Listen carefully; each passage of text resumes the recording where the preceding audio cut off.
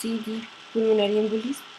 Pulmonary embolism usually is a thromboembolism and arises from the deep veins of the leg. So here we have a deep vein, the thrombus. This dislodges and gets into the venous circulation, inferior vena cava, right atrium, right ventricle, and until the pulmonary artery could be in the branch of the pulmonary artery when it is branching or in some small branch. Usually we don't have infarction of the lung because of collateral circulation from the bronchial arteries, but yes, we can have lung infarct, and we would see that with hemoptysis.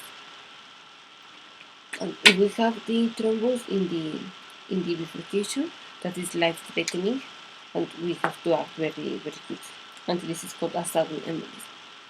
Alright, first is more a little more common in women.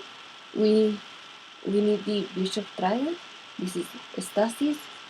Usually stasis, it really means turbulent flow or stasis.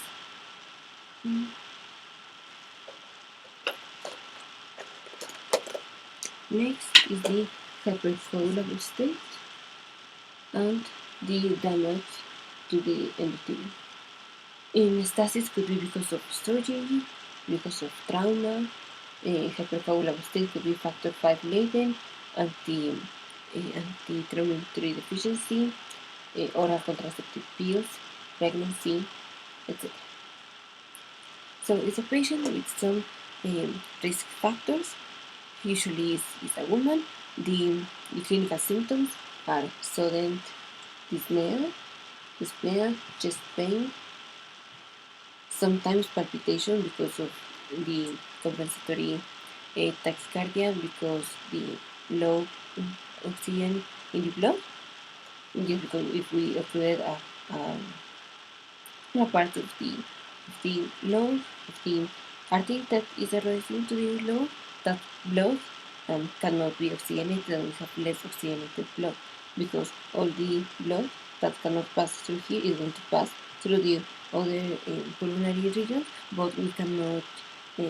The vacuum mismatch is less. We have less perfusion, and so all the lungs, the good regions of the lung, cannot oxygenate all the extra blood that is passing through these points because this is occluded. Alright, so we're going to have a vacuum mismatch, and we're going to write it is in that diagnostic. So palpitations and hemoptysis. Hemoptysis would mean infarction of the lung.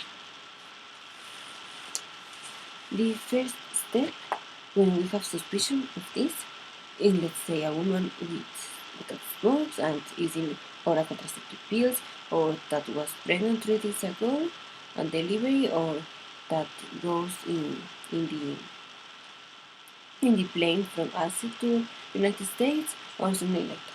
So she was in immobilization. First, we need to calculate the Wells criteria.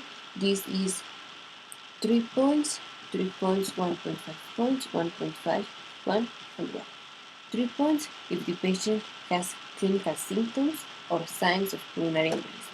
3 points if the most likely diagnosis is pulmonary embolism. 1.5 if the patient has tachycardia. 1.5 if the patient has been immobilized for more than 3 days, or if recently has a surgery within the first month. 1 if the patient has hemoptysis, and 1 if the patient has a malignancy. If this is greater than 4, we say likely pulmonary embolism. If this is less than 4, we say unlikely pulmonary embolism. This is a quick criteria. Before was if it is less than 2, it is a low risk. If it is between 2 and 6, it is intermediate risk. And if it is greater than 6, it is a high risk. Alright, now if we have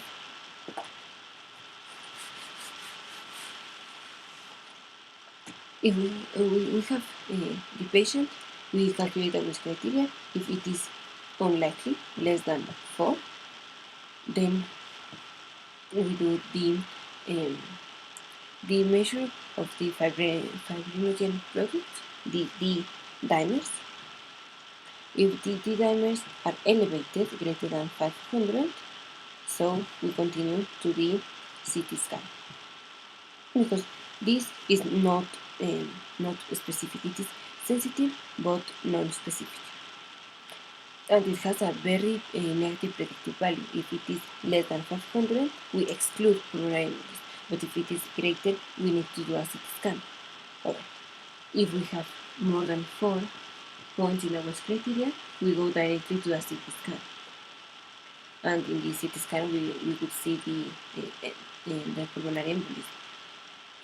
If we cannot do the CT scan, we do the BQ mismatch. That is sensitive but non-specific, unless if the patient has a pulmonary disease. It's more, it works better in young women or young women. Alright, maybe.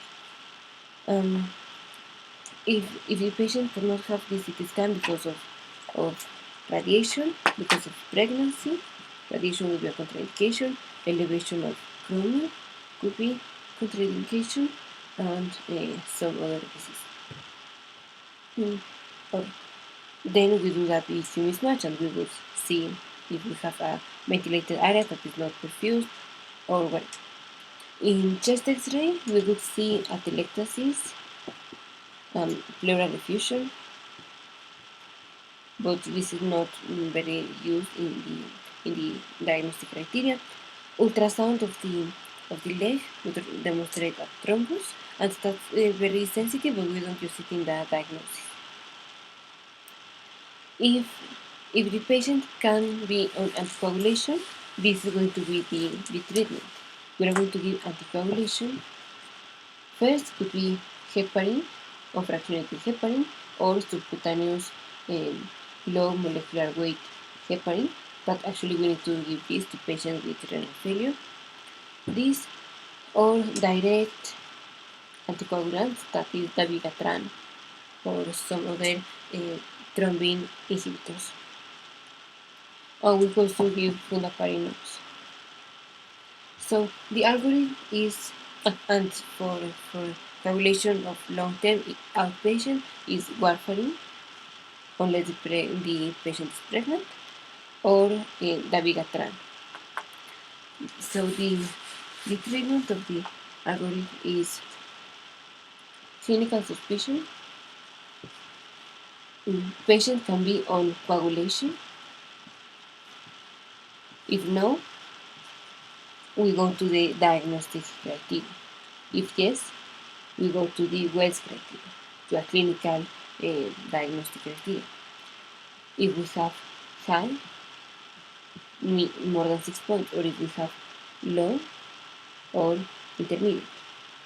In high, we do anticoagulation, even though we haven't confirmed the pulmonary embolism. We haven't done a CT scan or a BQ mismatch. If it is low or intermediate, we do the diagnostic algorithm. We first take the the dimers, and if this goes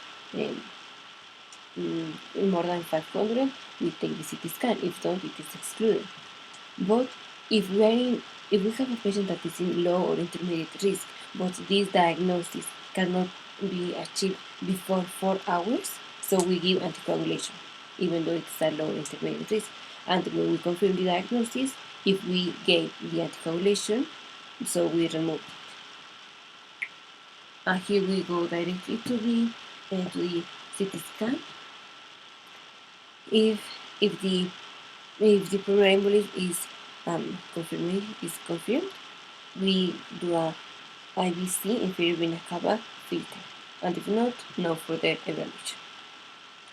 This complication could be if we have repeated pulmonary thromboemboli, we can have pulmonary hypertension. Pulmonary hypertension usually gives rise to the hypertrophy of the right lung, but in just an acute pulmonary embolism, it is not the wall that is engorged of the right ventricle, it will be the cavity which is involved because we cannot expose all the blood because of obstruction. If it is a sudden embolism, it will go to sudden death, and this sudden death arises usually because of mechanical mismatch and could be arrhythmias. Also in the ECG, we could see the triad of S in D1, Q in D3, and inverted T in D3. We not always are going to see this, but this is the ECG finding in pulmonary embolism. And also we can have the Harlem sign, some sign that when the patient dorsiflex the leg, it causes pain because of the pulmonary or the thromboembolism in the leg. And we also do the ultrasound of the leg, but we don't use that in the diagnostic criteria. That is very sensitive, but we don't use it. Very sensitive and specific. The other side would be a Hampton Home. This is an infarction of the lung distal to the pulmonary embolism. And the other is Western marker sign. This is collapse of the alveoli distal to the embolism. That could be atelectasis. And in the patient, the reason for give in acute moment the anticoagulation, the heparin, is because we don't want that thrombus propagate, that continues going on. Don't because we want to dissolute the thrombus, because the thrombus doesn't originate in the pulmonary tree. It came from the leg. Because it didn't originate there, it is going to be light in some moment, but we don't want the propagation in the moment, so we give it for that. We can give more medications if the patient has right ventricular failure or hypertension.